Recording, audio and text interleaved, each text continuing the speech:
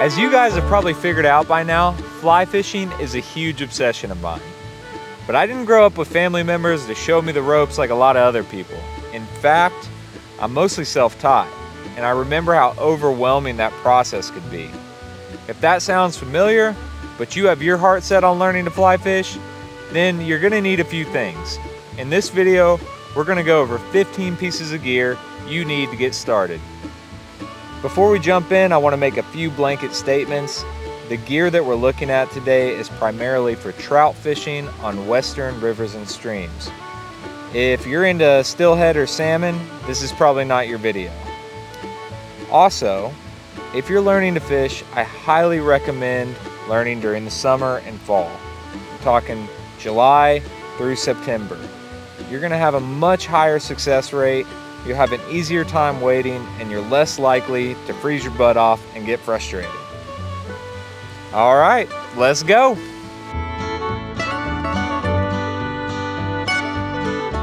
Well, you're gonna need a rod, not a fishing pole, but a rod. Terminology is a thing in fly fishing, and can it get a little pretentious? Sure, but you gotta have standards, you know? Anyway, I have a Redington Classic Trout 9-foot 4-weight. Now I think this is important. If you're fishing western rivers, go ahead and err on the side of a larger rod. 8 foot is the minimum, 9 or 10 is even better. Just trust me on this. It may seem like an overwhelming length at first, but as you learn and grow as a fly fisherman, you'll come to appreciate having a little bit of extra distance.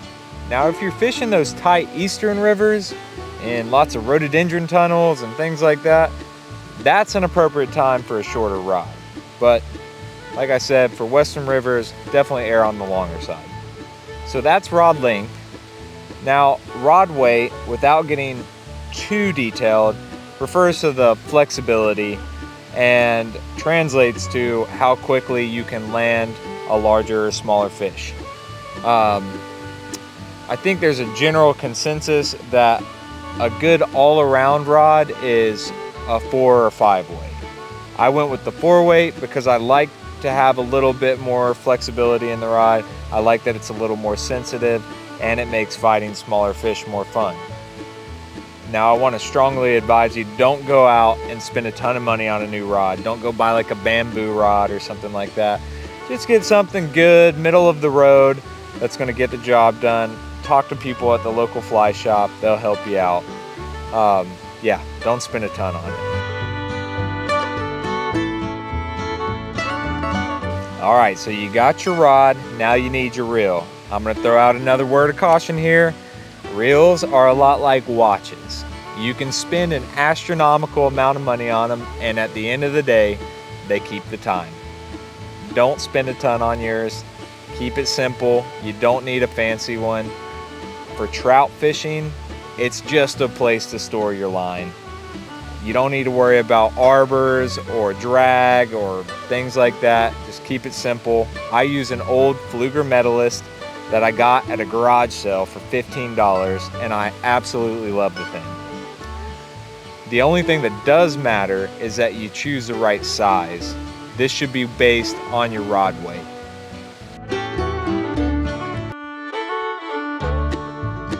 Next is fly line and backing. Backing is essentially just a braided string that goes on behind your fly line, and it fills up your reel, and it's an insurance policy that if a fish does run you out of fly line, that you still have string on there to keep up with them. If you have a fish take you into the backing, 1, you deserve a high five. 2, congratulations, you're probably going to be a lifetime fly fisherman. Now, in front of the backing, you have your fly line, and that's the PVC coated portion that has a little weight to it that allows you to cast virtually weightless flies. So, good fly line is actually worth the money. I'll link the brand that I use below. And when you're selecting your fly line, it's just like your reel. You're going to be basing it on the weight of your rod. So a 4-weight rod gets 4-weight line. Leaders and tippet. Okay, don't let this part confuse you. It's not nearly as complicated as fly fishing companies would have you believe. The leader is the clear portion that you attach to the fly line, and it tapers in diameter from large to small, and at the furthest end where you tie on the fly, it's the smallest, so that the trout can't see it. Now, I tie my own leaders, but I'm going to recommend that you go with a 9-foot 5X leader. The 9-foot obviously refers to the length, and the 5X refers to the diameter at the smallest end of the leader. 5X is a good all-around use leader, so that one should work out well for you. Now, as you tie on flies and you cut them off or you lose them in trees, the material at the end of our leader is getting shorter and shorter and shorter.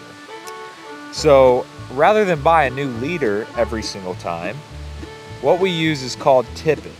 And tippet is a spool of a single diameter monofilament. And because we're using a 5X leader, we're going to go with a spool of 5X tippet. And as the leader gets shorter, we're just going to tie that tippet on to keep our leader at 9 foot. Now, you can't fly fish without flies, and this recommendation is not going to sit well with some folks, but here's my 2 cents. I want you to pick up one type of fly, an elk hair caddis in size 12 and 16. Get you a handful of both and just learn to fish with that, okay? It's a topwater fly, it's really easy to see, and right now in this stage of the journey, you're just trying to learn how to cast, you're trying to learn how to read water, get a good drift, and you don't want to be wasting time swapping out flies constantly and getting confused. Now, as you get better and you start to progress, obviously your collection's going to grow. Heck, you may even become interested in entomology and start tying your own flies, which is even cooler, because then you're really starting to study the life cycle of the insects that these trout eat. But let's keep it simple at the beginning. Get you one type of fly. And one other thing, go ahead and mash your barbs when you get them. It makes removing the hook easier, and it's less likely to injure the fish.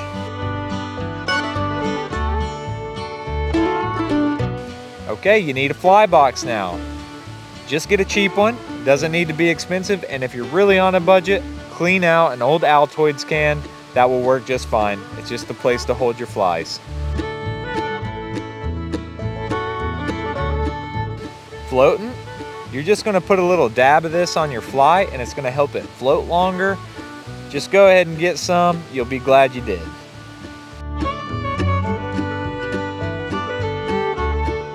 Some nippers for clipping fly line and saving your teeth. They also have a little poker on the back that can help you clean out the eye of a hook if you're having trouble getting the leader through. Forceps. So usually the hook is very easy to remove, but on rare occasion, a fish will take a hook deeper than in the corner of the mouth, and when that happens, it's helpful to have forceps to get the hook out. I just lost my forceps the other day, and so right now I'm using the pliers on my multi-tool until I can get to a fly shop. A little fanny pack, it's super helpful for storing all of your gear, your keys, and it also allows you to bring a water bottle with you on the river. A pair of Crocs. This is absolutely my favorite way to wet wade during the summertime. I'll put them in 4-wheel drive, and they seem to work great for me. Why not a pair of fly fishing boots, waders, or wading socks? Well, because if you're going to go that route, you should buy good ones, and they're expensive. Now, if you're going to be doing a lot of early morning or late evening fishing, maybe in the fall, and you really do need the warmth that those provide, that's one thing. Or maybe you're just in a river with higher flow and you're concerned about ankle support. All valid things. I will link some below that I really like, but again, they're expensive. If you got some money burning a hole in your pocket, this is the place to spend it. A pair of polarized sunglasses. Now, I have these fancy Ray-Bans, but before these I had a cheapo pair, and honest to God, I think I like them more. So they don't have to be expensive, but they do have to be polarized. Polarized glasses when you're fishing are basically X-ray vision. They allow you to cut through the surface glare and see into the water, so you can see trout coming up to your fly, you can see features like boulders, so they make it safer for wading, and of course they protect your eyes from hooks. So it's a win-win all around.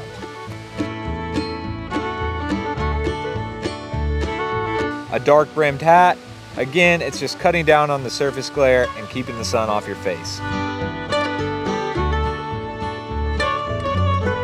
A net, this one is optional, but it does make landing and handling the fish a little bit easier. It doesn't have to be an expensive one, but do make sure it's the rubber material instead of the old cordage style. That old cordage actually damages the fish's skin, so don't use those ones. And finally, you're gonna need a fishing license and a regulation book. This varies depending on which state you live in, but just log on to your Fish and Game website and there should be plenty of information on how to pick one up on there. Don't go without it. It's illegal and it's not worth the fine. All right, y'all, next time we'll go over how to set up your rod and we'll get out and do some fishing. I hope you enjoyed this one, and if you liked it, I want you to be a good river steward. Never leave any trash behind and always pick it up when you can. Respect the quarry and the habitat, and just generally do the right thing so that we can all continue to enjoy these beautiful places. If you have any questions, comment below. Happy fishing. I'll see you next time.